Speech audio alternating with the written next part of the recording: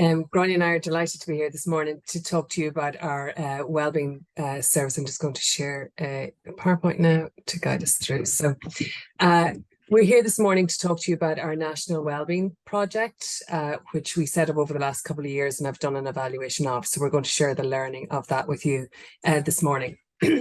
So as I was saying, we're going to talk to you this morning about our national wellbeing project. We were seeing at the COVID-19 and impact that COVID was having on the communities. We work in disadvantaged communities across the country. And we were seeing at that time an increase in the levels of anxiety, stress, emotional regulation, and kind of an increase in isolation for children and adults in terms of kind of challenges with the peer relationships. So COVID was having this impact, additional impact on an already vulnerable group of children and adults. So we were seeing this impact and trying to think about what we could do about that. And it's one of those kind of opportunities in life where at that opportunity, we also had an investment that came through the RTE Taoiseach appeal, where we got some additional funding to think about doing something new and innovative with the children and families we worked with.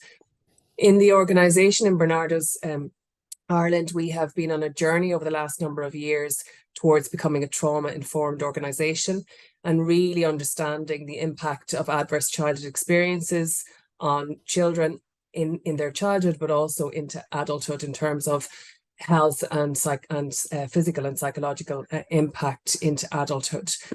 So as we were on this journey, and in this journey, we I suppose, became very kind of grounded in understanding the connection between heart, body and mind, and how the impact of all of adverse childhood experiences and interpersonal trauma can sit in the body, and really understanding, I suppose, the somatic world of how do we help people to release the impact of trauma from their body, and that the body being the source of wisdom and the key to helping people to heal. So as all of these factors came together for us to help us to think about what could we do differently for this cohort of children and parents that we were seeing that were displaying distress, were incredibly isolated, and what could we do that would help to bring about change and help them to heal from the impact that COVID was having, an additional impact on already very vulnerable population of people. So we started out by thinking, what do we mean by well-being? As I know many do in this space, but for us, well-being was around the combination of emotional well-being with social connection, that those two things came together very much. And when we started out to do this program, we did a needs analysis across the country, and we saw and understood with thousands of children that it was that connection of both the anxiety, distress, emotional regulation with the isolation and the challenges in peer relationships that were causing the problem. So we knew we wanted to do something that would holistically look at that from a well-being perspective. So we set about designing a program that would help to decrease anxiety, strengthen the coping mechanisms they were having, release tension and stress, create an awareness of breath and movement, introducing that, and strengthen people's connections and trying to, I suppose, overall decrease people's isolation. We very much had an inclusive approach, which was around making sure that diverse groups would be additionally welcomed and kind of encouraged to join the program, to make sure that it was something that was available for all and those that needed it most.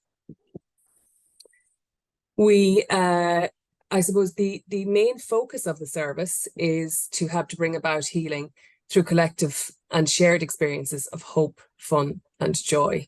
And I think that's the key to all of our wellbeing sessions. We have developed a couple of different aspects to the program. So we have for a service for children in the school age from 4 to 18. So it's a group work program. We go into the school and we offer children in the school and their teachers a 6-week program focusing on their well-being, using kind of components of breath awareness and movement, music and rhythm, and mindfulness. So the program is a combination of all of those things, and we do it in the school with children, but also in communities with parents and significant adults. So it's kind of it's offered to both children and their families. We had 5 pilot sites that we were able to roll this out across the country. So you can see there in Tala, Dublin 15, South Tipperary, North Tipperary, and Athlone, which is in the Midlands. So it gave us a kind of a really nice urban, rural kind of consideration of how the program might work in the variety of different areas. So we piloted across those areas, and we made it universally available to children and parents who were living within those communities. And as I said, we had a targeted inclusion of minority groups and diverse communities. I'm going to hand you over to Grainne, who's going to talk a little bit about the evaluation. I'll come back in at the end to go through some of the figures of the programme. Hello everyone. So I'm going to give a quick overview of our evaluation of the National Wellbeing Project. So as Siobhan has outlined there, the National Wellbeing Project was a new service within Barnardos. So it was really important that we established and built evidence for how it was working for children and young people and other community members as well. So we conducted an evaluation to explore the impact of the programme on emotional regulation in children and young people. And we also explored the experiences and the responses of key stakeholders to the programme. So schools was one of the key sites where we rolled out the programme. So this is where we focused our evaluation. And the quantitative evaluation assessed the impact of the programme on emotional regulation in children and young people. And this involved collecting teacher reports on child emotional regulation using the emotional regulation checklist. And this data was collected from over 235 children in total. And we collected this information before and after taking part in the programme, so we could assess the impact on emotional regulation in children and young people. And it was conducted in both primary and post-primary school settings. So following that, then we explored in more depth this was the experience of being involved in the programme. This involved focus groups with children and young people and also interviews with teachers and principals. And this allowed us to explore the experience of the programme, how it was rolled out and the impact on the settings where it was delivered. And we also spoke to Barnardos staff members, facilitators who were involved in delivering the programme to explore again barriers and facilitators to programme success. So on the next slide then, the findings and the evaluation, just to give you a quick overview of the impact of the programme. So our statistical analyses were conducted using paired sample data to explore the impact of the programme. And we found a statistically significant effect of the intervention on children's ability to regulate their emotions. So after taking part in the programme, teachers rated their students as expressing more positive emotion, demonstrating more empathy, more emotional self-awareness. And they were also showing significantly less dysregulation, such as anger and mood swings. And these findings were important because what we saw at baseline was that a significant proportion of children and young people were showing difficulties regulating their emotions. So around almost half of the children in our sample were showing kind of difficulties expressing their emotions and understanding their emotions, being able to identify their emotions. And around a quarter as well were showing difficulties coping with transitions, recovering from stressful periods. But after taking part in the programme, the proportion of students experiencing these challenges was significantly reduced. And on the next slide then you'll find that these findings were really important for the children and young people that we were working with, because what teachers and principals were telling us was that there was really a pressing need to address wellbeing and to provide wellbeing supports and to build resilience in children and young people. And many of the teachers and principals that we spoke with said they had never seen such high levels of anxiety and a lack of resilience in children and young people, and that there was really a huge need in the communities that we were working with to equip children and young people with coping skills. The qualitative findings then went into more depth on the impact of the wellbeing project for children and young people. And what we're seeing as well then was that children and young people had been provided with an opportunity for relaxation, for de-stressing. They had gained new skills and new strategies for dealing with the challenges that they experience in their day-to-day lives, such as exam stress or school-related stress and other kinds of difficulties. So they felt that they had been equipped with coping mechanisms that could help them stay calm to deal with maybe losing a soccer match, losing a hurling match. So these are the types of things that they told us about to our focus groups.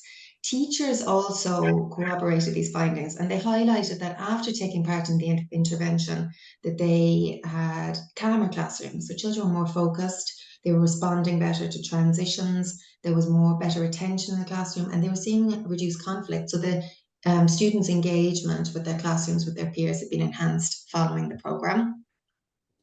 On the next slide then, we also see how there were some broader benefits identified for schools, such as capacity building. So as I said earlier, there was teachers saw a huge need to strengthen wellbeing, but it was an area where they found themselves having difficulty because they didn't have time or they didn't feel they had the skills. So because teachers were present in the classrooms while the program was being rolled out, they themselves felt that they were actually learning new skills and strategies to be able to continue this kind of support for children and young people around their well-being. 2 minutes remaining. Okay, so just on the next slide then, we just highlight some of the reasons why the programme was successful. There was very high levels of engagement and students told us that they really enjoyed taking part in the programme. It was fun, it was a break from their kind of focus on lessons, and they felt more awake, more energised afterwards. The practical nature of the programme was really praised by teachers, so they felt it was something that worked in a school setting, that equipped children and young people with skills and strategies to be able to manage their emotions during the day. And the skill of the staff members, the Barnardos staff members who delivered the programme was also highly praised. So they were praised for being able to create a safe space for children and young people to be able to adapt the programme to developmental need and to be able to kind of allow them to open up about their emotional experience and engage in new skill, emotional coping strategies.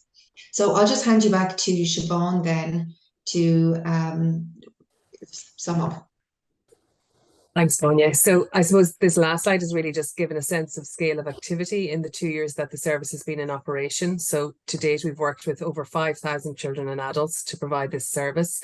As Grainne said, with huge reports of it being a service that is really impactful and helpful for them in some of those initial needs that we saw in terms of reducing anxiety and stress and helping them to regulate and also feel more connected. It's a programme that we continue to grow, and we're trying to expand this out to new sites at the moment and continue to seek funding opportunities for it. So I'll leave it there because I know we're tight on time, and I'm happy to take any questions that people might have.